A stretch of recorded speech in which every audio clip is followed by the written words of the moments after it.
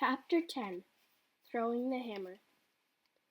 The nice thing about Matilda was that if you had met her casually and talked to her, you would have thought she was a perfectly normal 5-year-old child. She displayed almost no outward signs of brilliance. She never showed off.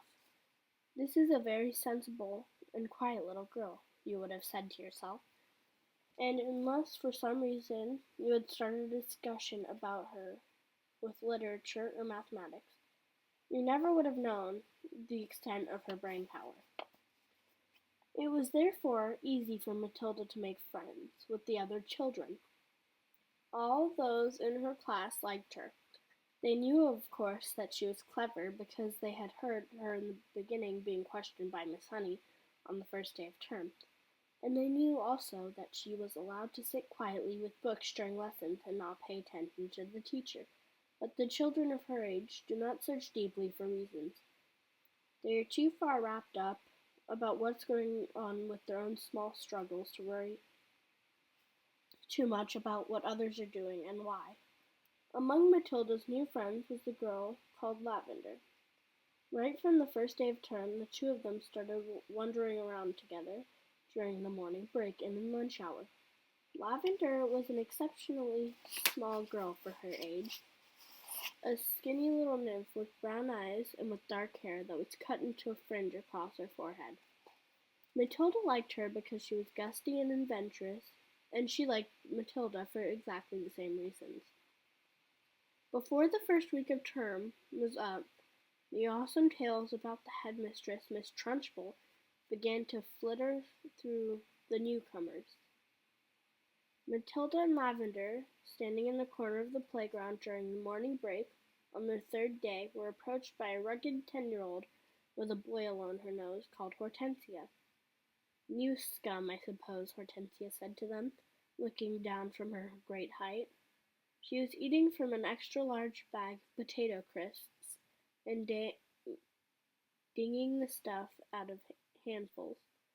"Welcome to the borstal," she added, saying, with bits of crisp spraying out of her mouth like snowflakes. Two tiny ones, confronted by this giant, kept a watchful silence.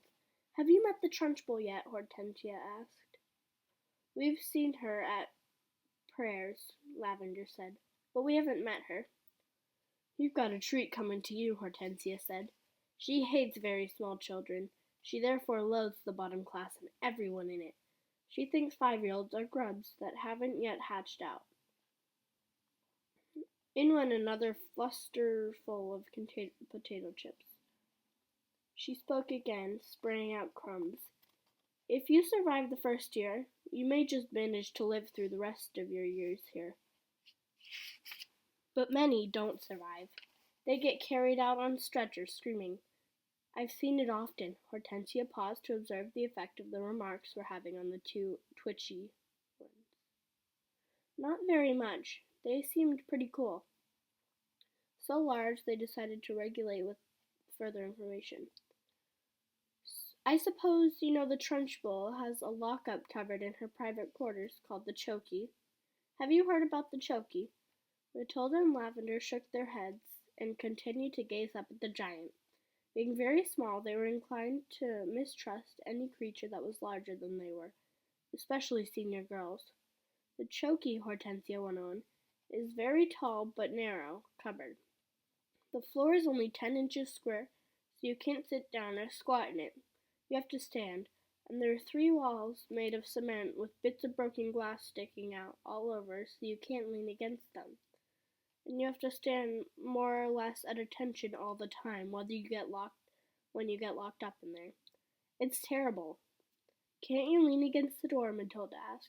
"Don't be daft," Hortensia said. "The door's got thousands of spiky, sharp nails sticking out, and they've been hammered through from the outside. Probably by the Trunchbull herself. Have you ever been there?" Lavender asked. "My first term I was in there 6 times," Hortensia said. "Twice for a whole day, and other times for 2 hours each. But 2 hours isn't quite bad enough.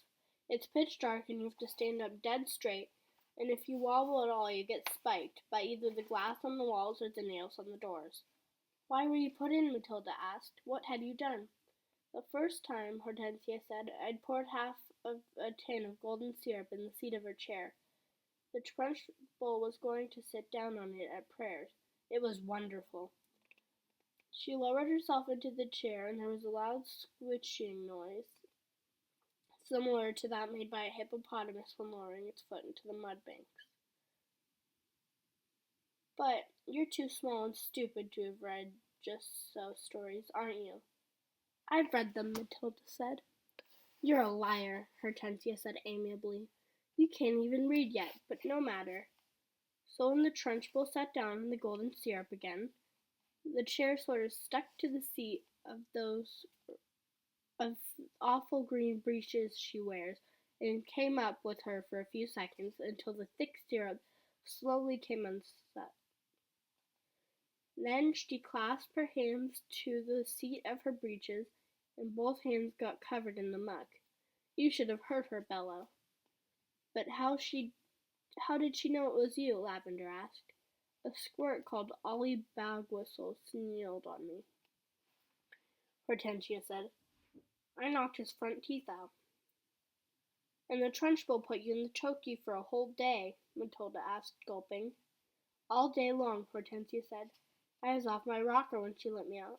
I was babbling like an idiot.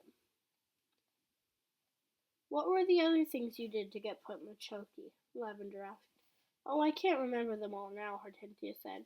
She spoke with the air of an old warrior who had been in so many battles of bravery that it has been a commonplace. It is all so long ago, she added, stuffing more crisps into her mouth. Ah, yes, I can remember one. Here's what happened.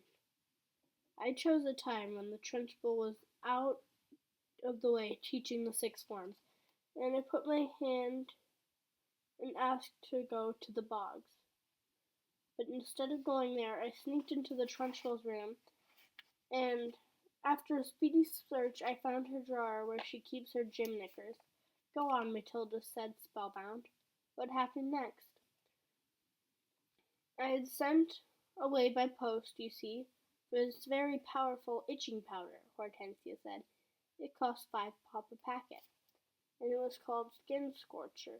The label said it was made from the powdered teeth of deadly snakes, and it was guaranteed to raise welts the size of walnuts on your skin.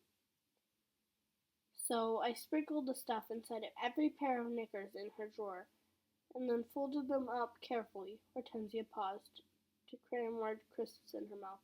Did it work, Lavender?